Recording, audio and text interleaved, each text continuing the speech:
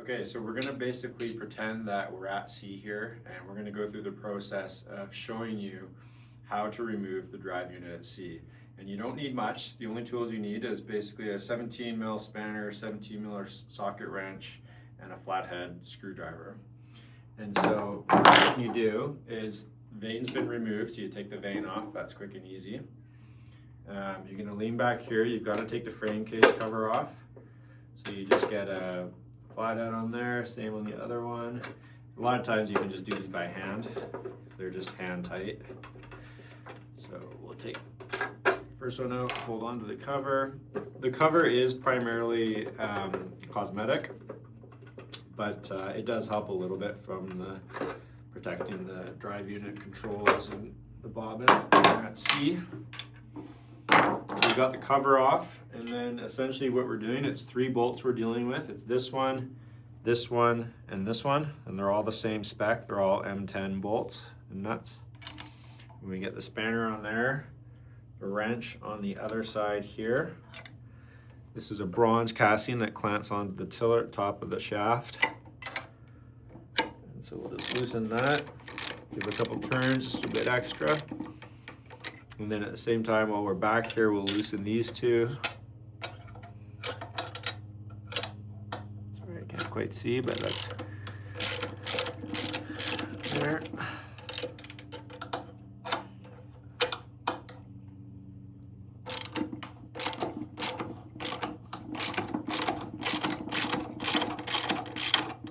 Okay, so those are all, that one actually can use a bit more.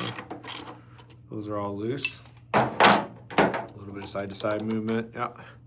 And then what we do is we pull at this point the pin was inserted, the shaft locking pin, because that's what locks it 4.5. Pull the pin out, the unit will drop down, and we just basically bear hug the drive unit. Total weight is about 25 pounds, so it's not light. Bear hug it, and I've got one arm on the tiller here and one arm on the drive unit. So you can kind of turn it sideways, and I sort of wiggle the tiller, bang it up a bit, like that. And you can take the tiller off, put it on the deck, and then the drive unit comes off. So we've just shown you how to remove the unit at sea, and now we're going to reverse the process and show what's involved for getting a new drive unit back onto the shaft assembly. One thing I should point out is make sure that you've got lines on everything.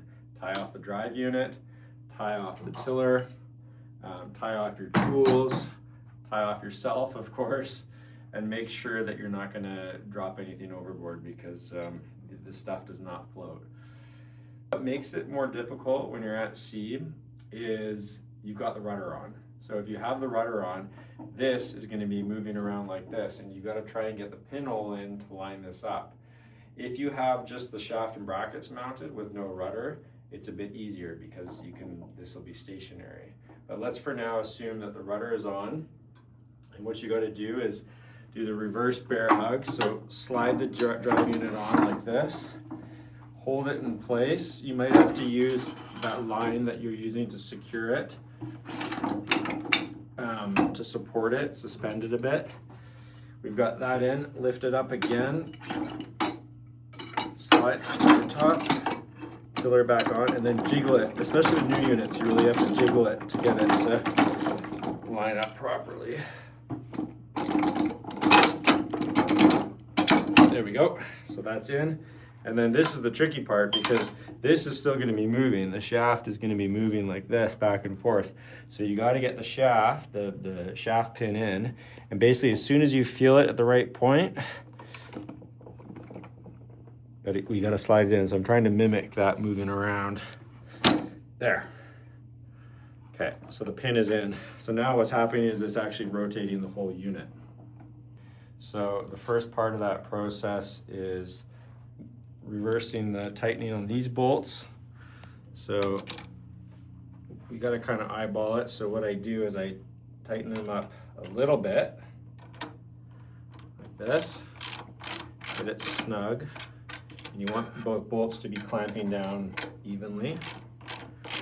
All right, like that. Get it snug, and then you can still rotate it, so you'll have to sort of lean over the back, look at it, and then the drive unit should be perpendicular to the center line of the boat, so 90 degrees, which you would have done when you installed the unit. So you got it looking good there, you're happy with that. Again, you're probably gonna have to be holding this at the same time. It's gonna be super awkward, but you can make it happen. Tighten these down, so it'll start to stop moving. So I had a bit of movement there, and now it's tight.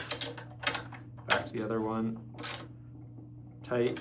You don't have to kill it. You want to go tight, but not too tight.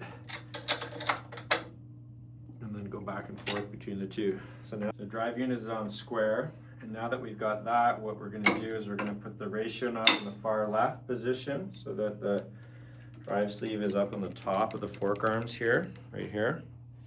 And this tiller assembly is going to be loose, so it can pivot on the top of the shaft. So we need to stop that and make sure that it's lined up so that the tiller is running fore and aft and essentially paralleling the center line of the boat.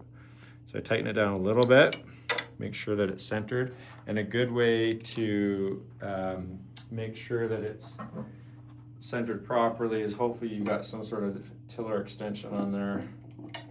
This exaggerates the alignment, so you can stand back from a distance, see that it's paralleling the center line, and then we do our final tightening here like that. And then the test is to make sure that you can rotate the drive sleeve on all 3 settings. So there, actually 4 settings. There, it rotates, and then at the bottom it rotates. So we know we're good.